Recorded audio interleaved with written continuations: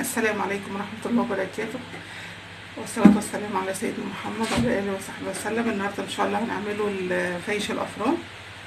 معانا هنا معلقة كبيرة كركم، معلقتين محلب، نص معلقة ملح، معلقتين سكر، معلقتين خميرة، معايا نص كوباية مية دافية، نص كوباية سمنة، معايا معلقتين خل، معايا كوبايتين دافي، والمية نص كوباية المية دي دافية بقى. تعالوا نشوف هنعمله ايه بقى. اول حاجة هنحط نص كوباية المية الدافية، عليها الخميرة، عليها السكر، ونقلبهم كده حلو قوي.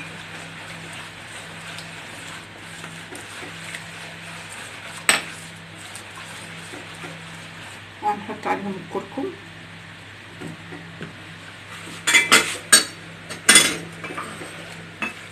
لازم تقليب الكركم حلو قوي في المية، خليه يدوب.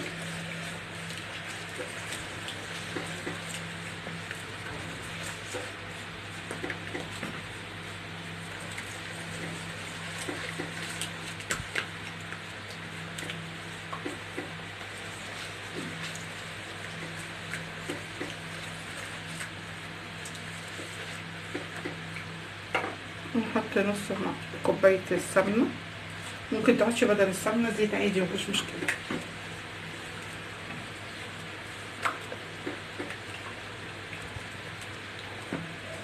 هنحط المحلب،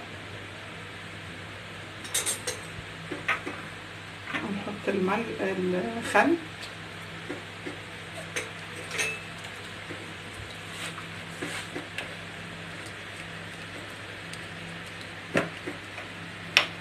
هحط الدقيق،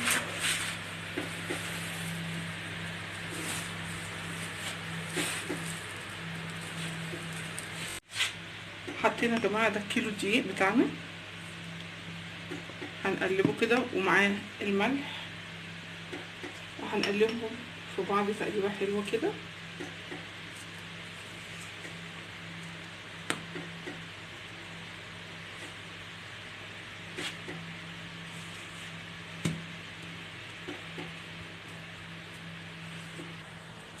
وهنقلبه يا جماعه كده فيه، وبعد كده هننزله بقى باللبن لغايه ما يلم معانا.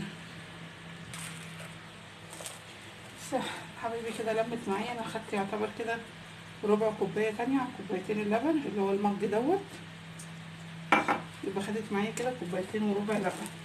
هفضل اعجن فيها بقى، هطلعها انا على الرخامه كده وافضل اعجن فيها بقى. رخامتك تكون نضيفه طبعا، وارجع له.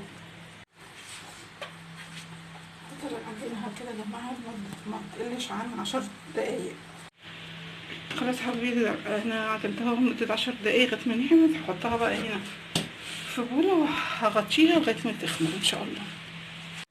حبايبي هي خمرت معانا العجينه بتاعتنا. هنفتح بقى عليها كده، ماشي، نطلعها.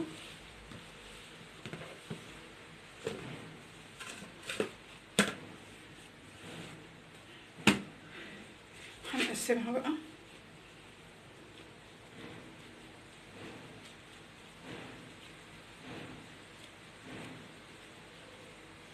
حاجه كده انها ارتاحت شويه.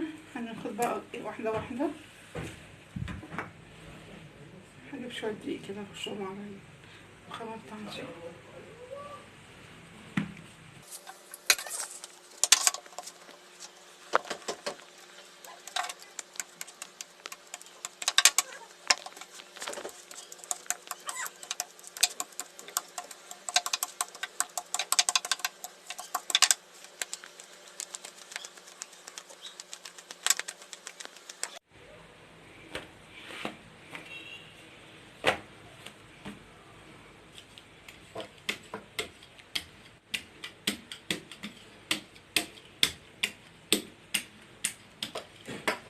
بس هحطها سمكها كده. هنبتدي بقى نلفها كده، نتك عليها كده شويه.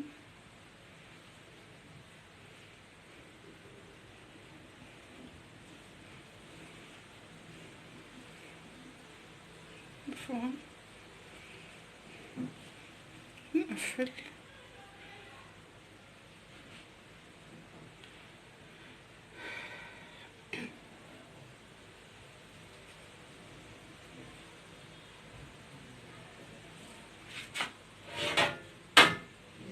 هنجيب صاج ونحط فيها كده. ماشي. هنعمل واحدة كمان نفس النظام.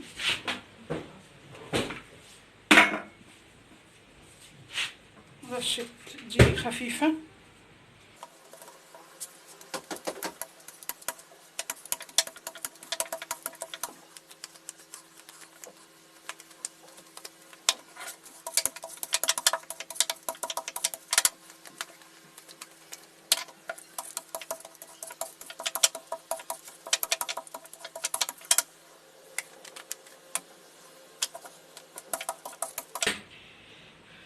هلفها برضو نفس النظام كده.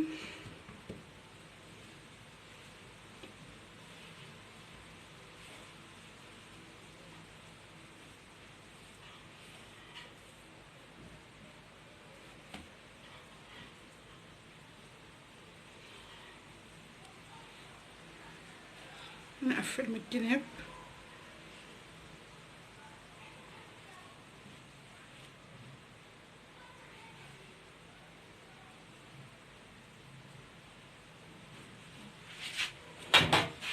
نحطها في الصاج بتاعنا.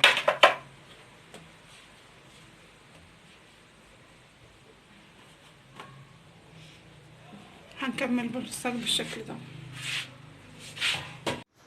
دي بقى يا جماعه نعملوها بطريقه مختلفه عن التانية شويه. هنرميها كده في ايديكي.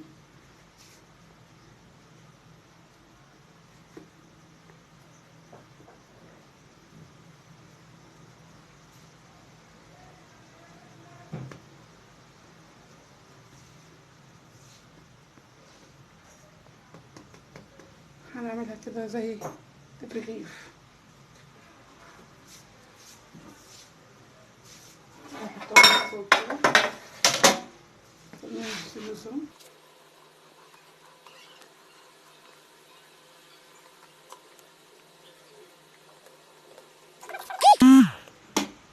الصاج يا جماعه مدهونه زيت،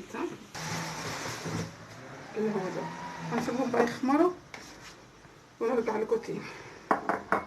خلاص يا جماعه هم خمروا معانا اهم. هندخلهم بقى الفرن على درجه حراره 200 في الرف الوسطاني. لما تاخد لون من تحت بعد كده نطفي الفرن من تحت وولع الشوايه عليها ببطء لغايه ما ياخد لون من فوق. وما تطلع اوريها لكم ان شاء الله. حبايبي اهو بعد ما طلع من الفرن معانا. لو عايزه تكبريه يا جماعه كده كبروه، بس احنا بنحبه كده صغير. ماشي. هنقطعه. تسيبيه بيبرد خالص خالص وبعد كده تقطعيه. ماشي. انا هعمل معاكم واحده كده. بسم الله الرحمن الرحيم. وتقطعيه طبعا بسكينه مشرشره يا جماعه. ماشي. شوفي المقاس بقى اللي انت عايزه تقطعيه او الحجم بتاعه ازاي وتقطعيه كده.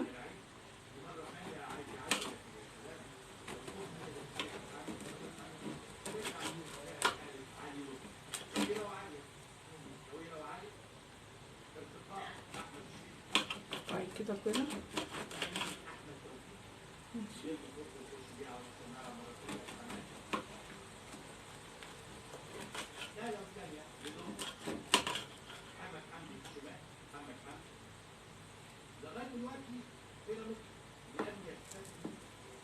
ماشي.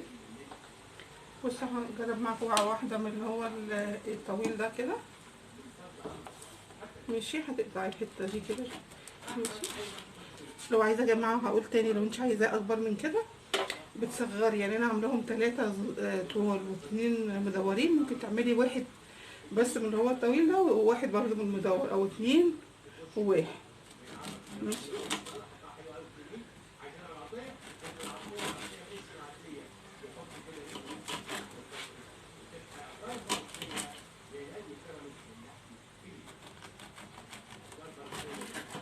لا بقى يا جماعه بصوا على اكله واحده كده وعلى طول، عشان ايه ما تهدريش. الزمان ده مش عايز تهجير بصراحة ربنا. الناس تعبانة. ماشي اهو.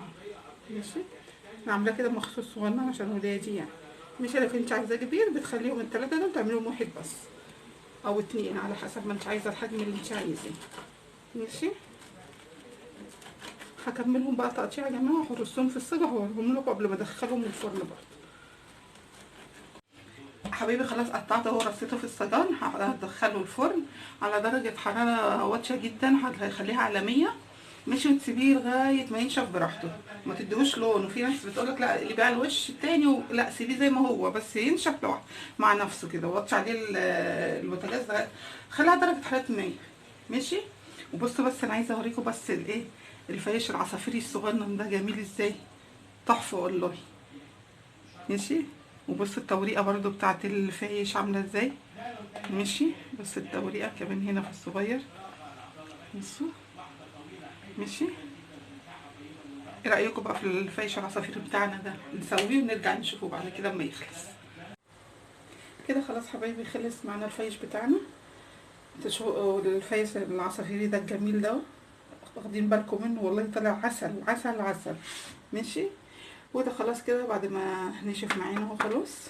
ماشي، وما تنسوش بقى لو عجبكم الفيديو تعملوا اشتراك في القناة لو أول مرة تشوفونا. ما تنسوش تعملوا لنا لايك، وما تنسوناش من تعليقاتكم، وتعملوا لنا شير. ما تنسوش صفحتنا على الفيسبوك. كانت معاكم نوال أحمد، والسلام عليكم ورحمة الله وبركاته.